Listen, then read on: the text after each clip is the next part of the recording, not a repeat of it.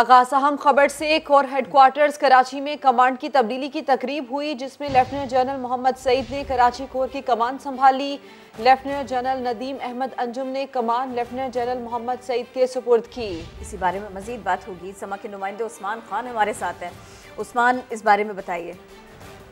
जी बिल्कुल, ISPR की जानिब से बताया गया है कि core commander core headquarter Karachi में कमांड की तब्दीली की तकरीब हुई है, जिसमें लेफ्टिनेंट जनरल मोहम्मद सईद ने कोर कमांडर के तौर पर कमान संभाल ली है और लेफ्टिनेंट जनरल नदीम अंजुम ने कराची कोर की कमान लेफ्टिनेंट जनरल मोहम्मद सईद के सुपुर्द की। और लेफ्टिनेंट जनरल नदीम अंजुम 20 फरवरी को अब बतौर DG ISI अपनी नई जिम्मेदारियां संभालेंगे। तो ये एक अहम तब्दीली थी जो कि आज कराची में हुई है और जो कोर कमांडर हैं वो तब्दील हो गए और मोहम्मद सईद ने नई जिम्मेदारियां संभाल ली।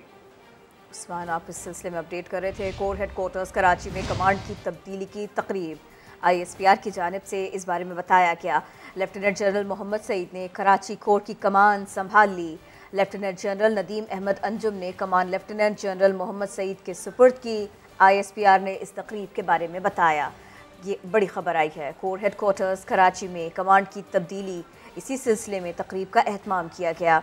ISPR ने इस तकरीब के बारे में बताया कि इसमें लेफ्टिनेंट जनरल मोहम्मद सईद ने कराची कोर की कमान संभाली। लेफ्टिनेंट जनरल नदीम अहमद अंजुम ने कमान लेफ्टिनेंट जनरल मोहम्मद सईद के सुपुर्द की। एक तकरीब का एहतमाम इसी सिलसिले में किया गया था। हमारे नुमाइंदे उस्मान खान इसी पर अपडेट कर रहे थे। ISPR ने इस बारे में बताया है। कोर हेडक्वार्टर्स कराची में तकरीब क्यों सजाई गई, इसका एहतमाम क्यों किया गया, वो भी बता दें। कमांड की तब्दीली की तकरीब हुई और इस तकरीब में लेफ्टिनेंट जनरल मोहम्मद सईद ने कराची कोर की कमान संभाली। लेफ्टिनेंट जनरल नदीम अहमद अंजुम ने कमान लेफ्टिनेंट जनरल मोहम्मद सईद के सुपुर्द की। इस तकरीब को इसीलिए इसका एहतमाम किया गया था। पार्लिमानी कमेटी बराए कौमी सलामती की अहम बैठक हुई है। आला अस्करी हुकाम ने दाखिली सलामती, अंदरूनी और बैरूनी चैलेंजेस, खित्ते में होने वाली तब्दीलियों, खुसूसन तनाज़ा कश्मीर और अफगानिस्तान की ताज़ा सूरत हाल पर जामे ब्रीफिंग दी। बताया गया कि पाकिस्तान अफगान अवाम की हिमायत जारी रखेगा और अफगानिस्तान में अमन के लिए अपना किरदार अदा करता रहेगा। इसी बारे में बात कर लेते हैं। उस्मान खान हमारे साथ है। उस्मान खान, अब इस खबर के बारे में बताएं, इस बैठक के बारे में बताएं। जी बिल्कुल, इस अहम बैठक में आला अस्करी हुकाम ने मुल्क की सियासी और पार्लिमानी क़यादत को जामे ब्रीफिंग दी और ये बताया गया है कि पाकिस्तान ने अवान अमन अमल में पुरखलूस तौर पर मुस्बत और जिम्मेदाराना किरदार अदा किया है। इजलास को बताया गया कि पाकिस्तान इस अमर पर यकीन रखता है कि अफगानिस्तान में पायदार अमन इस्तेहकाम खित्ते में अमन और तरक्की के लिए नागुज़ीर है। पार्लिमानी कमेटी के शुरा को यह भी बताया गया कि पाकिस्तान की भरपूर कोशिश है कि मौजूदा हालात किसी और इंसानी और माशी बहरान को जन्म ना दें जो अफगान अवाम की मुश्किलात में इजाफे का बाइस हो। और इस सिलसिले में पाकिस्तान आलमी बरादरी के साथ मुसलसल राब्ते में और इस उम्मीद का इजहार किया गया है कि अफगानिस्तान की सरजमीन पाकिस्तान के खिलाफ इस्तेमाल नहीं होगी। और इजलास में पाक अफगान सरहद पर जो बॉर्डर कंट्रोल का निज़ाम है उस्मान अपडेट कर रहे थे। इस बड़ी बैठक के शुरका का क्या कहना था, वो भी समा के नाज़रीन को सुनाते हैं, दिखाते हैं। की तफसीलात में मैं जा नहीं सकता क्योंकि इन कैमरा थी, लेकिन ऑन द होल अपोजिशन के कायदीन को एतमाद में लेना हमारा मकसद था। उन्हें एतमाद में लिया गया। इस माहौल में गुफ्तगू हुई। माहौल बड़ा अच्छा था और बड़े हौसले से एक दूसरे का नुक्ता नज़र सुना गया, समझा गया। जो ब्रीफिंग दी गई आपको, are you satisfied on all that issues? बड़ी अच्छी प्रेजेंटेशन थी और बड़े अच्छे माहौल में सवाल जवाब हुए और I think it went very well. TLP से मुआहदे और TTP से मुज़ाकरात हो सकते हैं तो हमारा क्या कसूर है। MQM पाकिस्तान ने भी विफाक के सामने अपना मामला रख दिया। खालिद मकबूल सिद्दीकी कहते हैं दफ्तर खोलने का मुतालबा करते रहे मगर इजाज़त नहीं दी गई। MQM के साबिक मेयर वसीम अख्तर कहते हैं हमने हुकूमत को सहारा दिया हुआ है, हमारी वजह से विफाकी हुकूमत है, हमारी वजह से वज़ीर आज़म है। आर्मी चीफ की हिकमत अमली से खून खराबा रुका, वो TLP को टेबल पर लेकर आए, हम भी उनके सामने MQM का मुकदमा रखना चाहते हैं।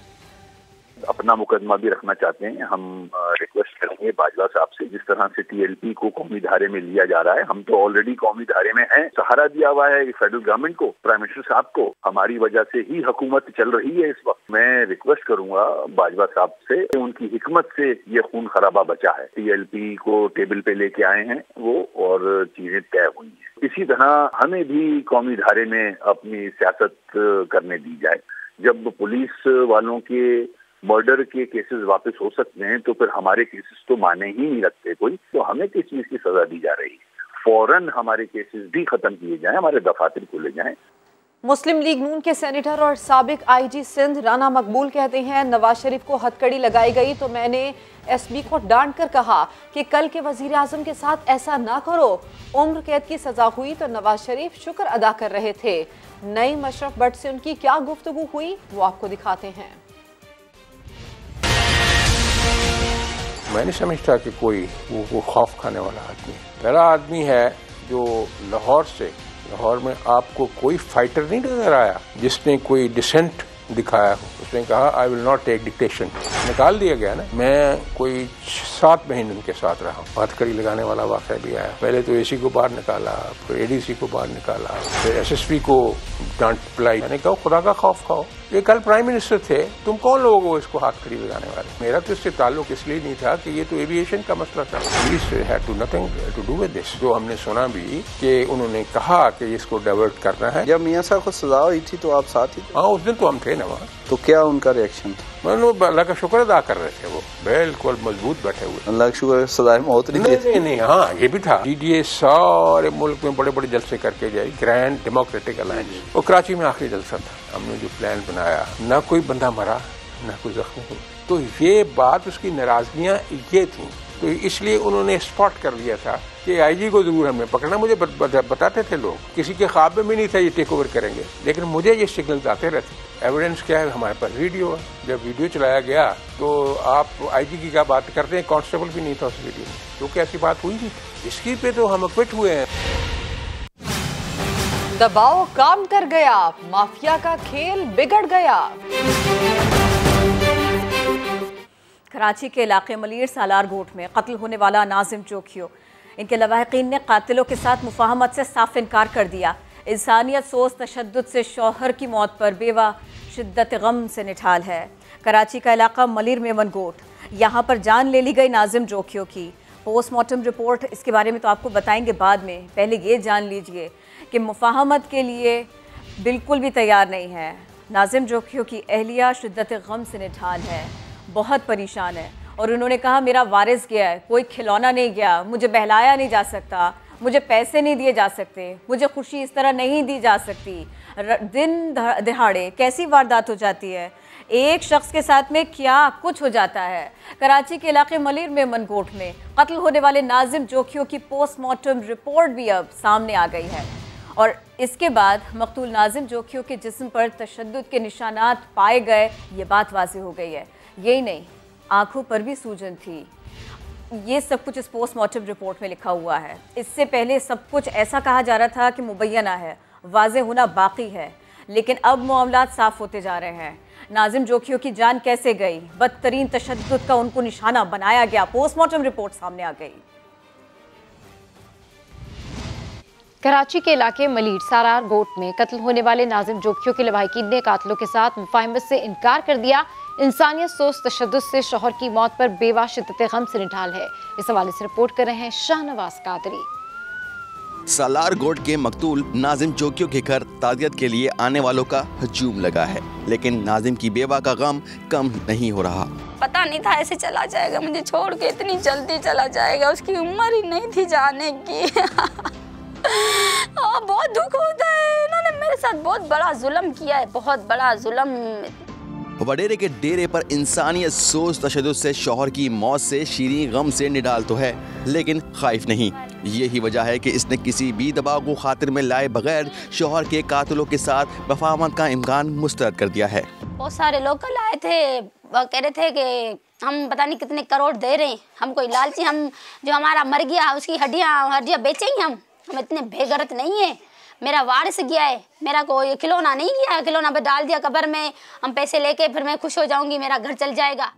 नाजिम जोखियो को किस बेदर्दी से कत्ल किया गया, इसकी बेवा याद करती है तो तड़प उठती है। बहुत दुख होता है। खून निकल रहा था उसके कानों से, उसको जलाया गया, तशद्दुद करके फिर नाले में फेंक दिया मेरे मियाँ को। मकतूल नौजवान नाजिम जोखियो का कसूर सिर्फ इतना था कि इसने गैर मुल्कियों को अपने इलाके में तलोर का शिकार करने से रोका था। हमें धमकियां दे रहे, हमारा रोड ब्लॉक करके खड़े हुए, ये देखो हमने इससे पूछा कि इधर क्या कर रहे हैं, हमारा इलाका है, तो हमें रोक के हमारा बदमाशी हमारे आगे कर रहे हैं। ये बंदा है हमारे से बदमाशी कर रहा है। इस मकाम पर नाजिम की स्कूटर खड़ी थी और जो गाड़ी थी वो गैर मुल्कियों की इस जानिब खड़ी थी। नाजिम की जानिब से मोबाइल निकाला गया, वीडियो बनाई गई, उसके बाद सारा तनाज़ा यहीं से शुरू हुआ।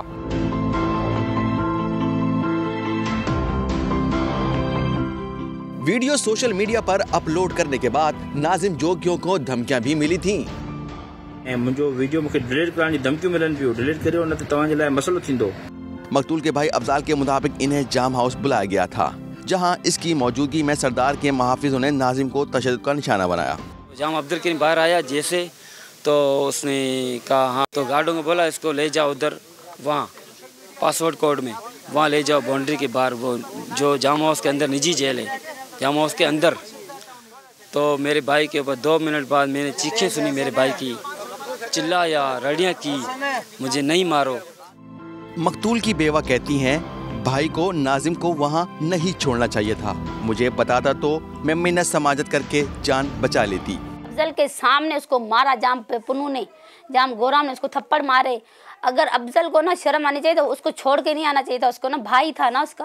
मुझे इस बात का बहुत अफसोस रहेगा। मुझे बता देता, मैं बच्चे लेके जाती उसके साथ ना, जो होता मैं उसके पाँव पकड़ लेती, मगर मेरा मियाँ ना दिलेर था, उसने कहा कि मैं ना नहीं झुकूंगा। मकतूल के भाई के मुताबिक सरदार ने नाजिम से माफ़ी मांगने का कहा, नाजिम ने इनकार किया तो सरदार ने इसको वहीं रख लिया। जाम अब्दुल के मुझे बोला अफजल आप जाओ घर, ये मेरी कस्टडी में। तो मेरे भाई ने, शहीद ने रिक्वेस्ट की थी कि साईं मुझे भाई के साथ छोड़ें, मैं घर जाऊं, मेरा बेटा छोटा है ना, वो मेरे बगैर सोएगा नहीं, उसको नींद नहीं आएगी। तो जाम अब्दुल करीम बोला हरगिज़ नहीं, अफजल जाएगा, आप इधर रहोगे मेरी कस्टडी में, आप यहीं हिफाजत में हो मेरी में। और फिर नाजिम के साथ वही हुआ जिसका उसने खदशा ज़ाहिर किया था। नाजिम के कत्ल के केस में सरदार जाम अवैस और उसके 2 साथियों को तो गिरफ्तार कर लिया गया है, लेकिन अहले खाना कहते हैं कि जब तक उनको सज़ा नहीं मिल जाती उस वक्त तक उनको इंसाफ नहीं मिलेगा। कैमरामैन शाहिद बलोच के साथ शाहनवाज अली कादरी, समा, कराची। अहम खबर, वज़ीर-ए-आज़म इमरान खान से गवर्नर सिंध इमरान इस्माइल ने मुलाकात की है। ग्रीन लाइन मंसूबे के जल्द इफ्तिताह पर ब्रीफिंग दी गई है। सिंध के मुख्तलिफ इंतजामी और तरक्याती उमूर पर भी गुफ्तगू की गई। वज़ीर-ए-आज़म को कराची ग्रीन लाइन मंसूबे के जल्द इफ्तिताह पर ब्रीफिंग दी गई। सिंध में अमन व अमान और सियासी सूरत हाल पर भी तबादला ख्याल किया गया। वज़ीर-ए-आज़म इमरान खान से गवर्नर सिंध इमरान इस्माइल की मुलाकात हुई है। कराची से एक मामला रिपोर्ट हुआ। खुफिया कैमरों की शिकायत पर कराची के निजी स्कूल को बदस्तूर सील रखा हुआ है। इस मामले पर स्कूल इंतज़ामिया का मौक़िफ़ भी अब सामने आ गया है। इस स्कूल इंतज़ामिया का कहना है कि कैमरे सिक्योरिटी और निगरानी के लिए लगाए गए थे। डीजी एजुकेशन का यकतरफा इक़दाम हैरानकुन है। स्कूल के मुताबिक मंसूब सिद्दीकी ने मौक़िफ़ सुने बगैर ही रजिस्ट्रेशन मुअत्तल की। टीचर रेहाना फ़िरोज़ के खिलाफ प्रिंसिपल ने कार्रवाई की थी। कार्रवाई पर रेहाना फ़िरोज़ के भाई अजहर ने धमकियां दी थीं। अब ये बताएं कि बढ़ती कीमतों पर काबू पाने के लिए हुकूमत का मुल्क में मौजूद चीनी का मुकम्मल स्टॉक मार्केट में लाने का फैसला।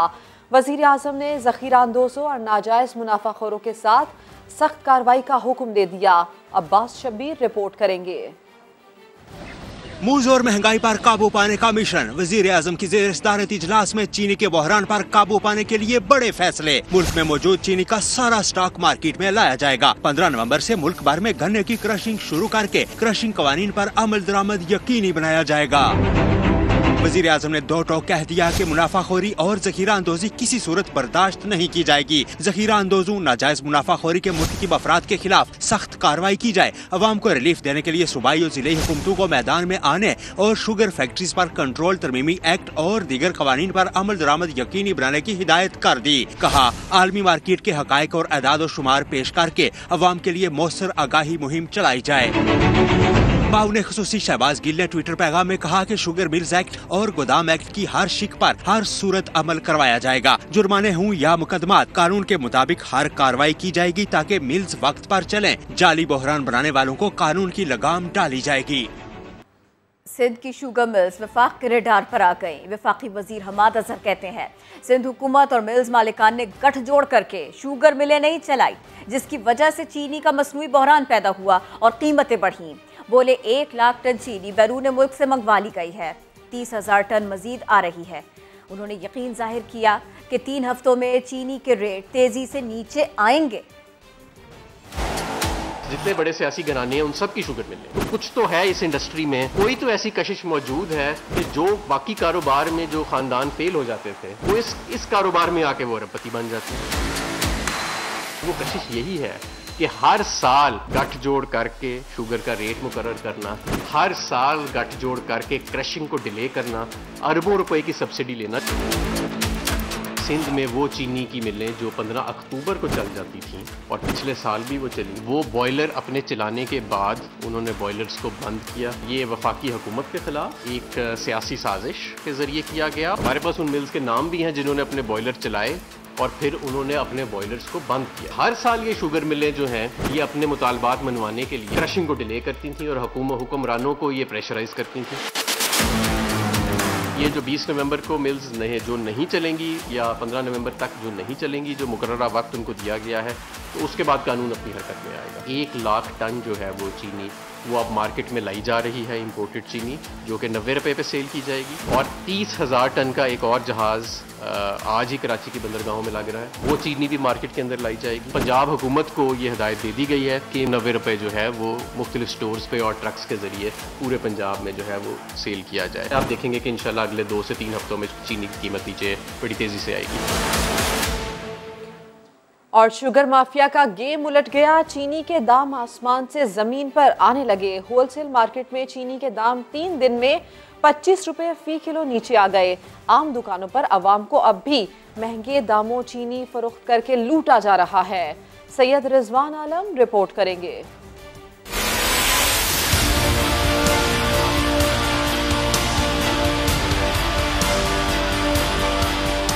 हुकूमत के फौरी एक्शन और अवामी दबाव ने शुगर माफिया को लगाम डाल दी। एक दिन में होलसेल मार्केट में चीनी की कीमत में 9 रुपए और 3 रोज में 23 रुपए फी किलो की बड़ी कमी आ गई। डीलर्स कहते हैं चीनी की कीमत 80 रुपए फी किलो होनी चाहिए। इंशाअल्लाह ये 80 रुपए तक आने की उम्मीद है अल्लाह की जात से। चीनी होनी कितने की चाहिए? 80 रुपए तक होनी चाहिए चीनी, 80 रुपए तक होनी चाहिए। मैक्सिमम प्राइस 80 होनी चाहिए। 30 रुपए फर्क 3 दिन में बहुत माने रखता है, बहुत माने रखता है। होलसेल डीलर्स का कहना है कि शुगर माफिया ने चीनी की मसनूई किल्लत पैदा करके रेट आसमान पर पहुंचाए थे। गन्ने की क्रशिंग वक्त पर शुरू होने की इत्तलात पर जूड़िया बाजार में चीनी मुसलसल सस्ती हो रही है। होलसेल मार्केट में तो चीनी अपनी असल कीमत पर वापस आ रही है, लेकिन आम दुकानों पर अब भी आवाम को चीनी महंगे दामों फरोख्त की जा रही है। मैं बंसोड़ गया था, यहाँ पे थी नहीं 1-2 के बाद, तो मैं वहीं सीधा वहीं चला गया था। 144 में लेकर आया हूँ। चीनी 120 रुपए किलो चला रहा है। 120 रुपए चला रहे हैं। आप जब ये बढ़ गई थी 140 हुई थी उस वक्त क्या बिक रही थी? उस टाइम पे 145 रुपए बिकी है बस हाईएस्ट। चीनी की कीमत जिस तरह बढ़ी थी इसी तरह नीचे आ रही है। इससे ये बात तो साबित हो गई कि चीनी की कीमत में हालिया इजाफा मसनूई था। शुगर माफिया ने बहरान पैदा करके चंद दिनों में अवाम को करोड़ों रुपए का चूना लगा दिया। कैमरामैन फैसल आगाई के साथ सैयद रिजवान आलम, समा, कराची। महंगाई के खिलाफ वकला भी सड़कों पर आए। पेशावर हाई कोर्ट के वकला का अदालतों का बॉयकॉट, एहतजाज भी किया। सज्जाद हैदर रिपोर्ट कर रहे हैं। महंगाई के खिलाफ खैबर पख्तूनख्वा बार कौंसिल की काल पर वकला की हड़ताल। वकला ने अदालती अमूर का बायकॉट करके एहतजाजी रैली निकाली और हुकूमत के खिलाफ नारेबाजी की। मुजाहिरीन ने पेट्रोल की बढ़ती कीमतों को मुस्तरद करते हुए हुकूमत से मुस्ताफी होने का मुतालबा कर दिया। महंगाई को इतना, पेट्रोल और हर चीज को इतना महंगा कर दिया है कि आम आदमी के बस की बात नहीं है। आप नाकाम हो चुके हैं, आप इस हुकूमत को नहीं चला सकते, आपकी पॉलिसियाँ गलत है, अवाम के खिलाफ पॉलिसियाँ बना रहे हैं, लिहाजा मुस्तफी होकर जन इलेक्शन का ऐलान किया जाए। वकला ने अगली बार महंगाई के खिलाफ वजीर आला और गवर्नर हाउस के सामने एहतजाज की धमकी दे दी। कैमरामैन असद अली के साथ सज्जाद हैदर, समा, पेशावर। वफाकी वजीर इत्तलात फवाद चौधरी इस वक्त प्रेस कॉन्फ्रेंस कर रहे हैं। आइन और कानून के तहत होंगे। जाहिर है कोई भी हुकूमत पाकिस्तान के आइन और कानून से बाहर मुज़ाकरात कर ही नहीं सकती। इन मुज़ाकरात में रियासत की हाकमियत, मुल्की सलामती, मुतल्लिका इलाकों के अमन, मुआशरती और इक्तसादी इस्तेहकाम को मलहूज़े खातर रखा जाएगा। इसके साथ साथ इन मुज़ाकरात में जो इन इलाकों के मुतासरा अफराद हैं उनको भी कतई तौर के ऊपर नज़रअंदाज नहीं किया जा सकता। लिहाजा इन मुज़ाकरात में जो इन इलाकों के अफराद हैं उनको भी एतमाद में लिया जा रहा है। मुज़ाकरात की पेशरफ्त को सामने रखते हुए सीज़ फायर यानी फायरबंदी में तोसी होती जाएगी। इन मुज़ाकरात में अफ़गानिस्तान की अथॉरिटीज़ यानी जो अबूरी हुकूमत है उन्होंने सहूलतकार का किरदार अदा किया है और यकीनी तौर के ऊपर ये बात बहुत खुश आइंद है कि पाकिस्तान के ये इलाके एक तवील अरसे के बाद मुकम्मल अमन की तरफ बढ़ रहे हैं। वफाकी वज़ीर इत्तलात फवाद चौधरी गुफ्तगू कर रहे हैं। उनकी जानिब से ये कहा गया है कि कलअदम TTP से मुज़ाकरात का आगाज़ हो चुका है। मुआहदे के तहत TTP सीज़ फायर पर तैयार हो गई है। फवाद चौधरी की जानिब से ये तफसीलात बताई गई हैं। उन्होंने इसके साथ साथ ये भी कहा कि कोई हुकूमत आइन और कानून से बाहर मुज़ाकरात नहीं कर सकती। मुज़ाकरात में रियासत की हाकमियत और इस्तेहकाम को मलहूज़े खातिर रखा जाएगा। मुज़ाकरात में मुतासरीन को नज़रअंदाज नहीं किया जाएगा। फवाद चौधरी ने यकीन दिलाया कोई भी हुकूमत आइन और कानून से बाहर मुज़ाकरात नहीं कर सकती। इसी के तहत मुज़ाकरात हुए हैं। मुज़ाकरात में रियासत की हाकमियत और रियासत का इस्तेहकाम इसको मलहूज़ रखा जाएगा, ऐसा भी फवाद चौधरी ने कहा। और इंग्लिश क्रिकेट बोर्ड बैकफुट पर आ गया। सीरीज मुलतवी करने पर PCB से मुआज़रत करेगा। ECB chief executive officer Tom Harrison कल पाकिस्तान पहुंचेंगे। चेयरमैन BCB रमीज राजा से मुलाकात करेंगे। इसी बारे में मजीद बात होगी समा के नुमाइंदे कादिर ख्वाजा से। कादिर ख्वाजा, एक तरफ ये मुआज़रत और फिर दूसरी तरफ दौरा कब मुतवक्के है, शेड्यूल क्या बनेगा, बताएं हमें इस बारे में। बिल्कुल, जैसे ही न्यूजीलैंड ने अपना दौरा अचानक मुलतवी किया था पाकिस्तान से, उसके बाद इंग्लैंड ने भी अपना दौरा 2 T20 जो रावलपिंडी में शेड्यूल थे 13 और 14 अक्टूबर को, उनको अचानक मुलतवी कर दिया बगैर किसी वजह के।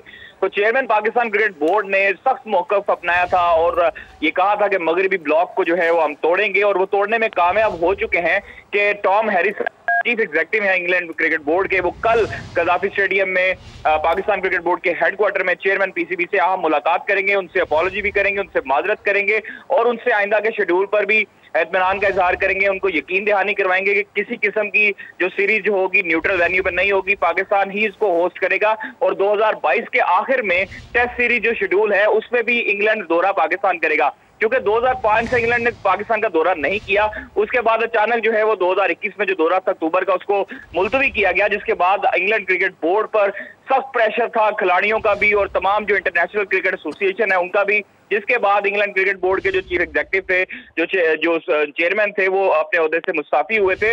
और उसके बाद पाकिस्तान क्रिकेट बोर्ड के चेयरमैन रमीज राजा का जो मौक़िफ़ था उसकी तायीद हुई थी। तमाम तर जो पाकिस्तान क्रिकेट बोर्ड की इंतजामिया थी वो एक हो चुकी थी, तमाम खिलाड़ी एक हो चुके थे। अब जो है वो इंग्लैंड क्रिकेट बोर्ड के जो चीफ एग्जीक्यूटिव है टॉम हैरिसन, वो कल मुलाकात करेंगे। उनके बाद जो मुलतवी होने वाली सीरीज है 2 T20 पर मुश्तमिल, उस पर भी यकीन दहानी करवाएंगे। और उसके बाद जो टेस्ट सीरीज जो पाकिस्तान में होने लगी है उस पर भी उनको यकीन दहानी करवाई जाएगी। अभी ये खबर कि मुशीर खजाना शौकत तरीन कहते हैं टैक्स नादहिंदगान किसी गलत फहमी में ना रहें, उन्हें हर सूरत में टैक्स देना पड़ेगा। नादरा और FBR के पास हर शहरी का डाटा आ गया है। FBR समेत कोई इदारा किसी को हिरासा नहीं करेगा। इनकम टैक्स और जनरल सेल्स टैक्स के अलावा तमाम टैक्स अगले 2-3 साल में खत्म करने का उन्होंने ऐलान भी कर दिया। टैक्स तो अगर आपके ख्याल में हम नहीं देंगे और कई 70 साल से हम नहीं दे रहे तो वो भूल जाए। टैक्स तो आपको देना है। हाँ, हरासमेंट होती है FBR की, वो मैंने खत्म कर, और आपको कोई तंग नहीं करेगा, वो थर्ड पार्टी ऑडिट होगा। आपकी जिंदगी में से FBR को निकाल दिया गया, लेकिन इसका मकसद ये नहीं कि आप अभी टैक्स ही ना दें। FBR का और नादरा का डेटा जो है वो शेयर होना शुरू हो गया, बिल्कुल हो गया। लोग टैक्स नहीं दे रहे। हमारे पास आप सब लोगों के डेटा आ गया। आपके बिल्स हैं हमारे पास, आपके बैंक अकाउंट्स के भी हैं, आप ट्रैवल जो करते हैं, गाड़ियां जो रखते हैं, घर जो है, सब है। आपकी इनकम भी एस्टिमेट कर लेंगे। तो शौकत तरीन की इनकम जो है 88% तक एक्यूरेसी के साथ हम कैलकुलेट करते हैं। स्टेट का हक क्या है कि उसने टैक्स लेना है। अगर आपके ख्याल में हम ये नहीं करेंगे तो ये आप भूल जाए। जर्मन फाइनेंस मिनिस्टर मुझे मिलने आई थी, तो उन्होंने कहा अगर आप टैक्स नहीं देते तो आपको रिप्रेजेंटेशन का भी कोई हक नहीं है, आपको वोट का भी कोई हक नहीं। बिजली इस्तेमाल करते हो, ये सारा कुछ करते हो, तो बिजली के पैसे भी नहीं देते। लॉ एंड ऑर्डर है, फौज है, पुलिस है, सारे किधर से आएगा यार? ये भूल जाए कि टैक्स नहीं होगा। हाँ, इसको सिंप्लीफाई करेंगे। 2 टैक्स होंगे, एक इनकम टैक्स होगा और एक कंजम्पशन टैक्स होगा, जिसको आप जीएसटी कहते हैं। ये बाकी विद होल्डिंग टैक्स वगैरह, टर्नओवर टैक्स वगैरह, अगर मेरे होते हुए इंशाल्लाह अगले 2-3 साल में ये सब खत्म हो जाएगा। बुलेटिन के आखिर में बताएं, कल तक पंचर साइकिल, आज उधार के पैडल। सेनेटर बहराम तंगी फिर साइकिल पर पार्लियामेंट पहुंच गए। कल ड्राइवर से धक्का लगवाया था, आज खुद पैडल घुमाते दिखाई दिए।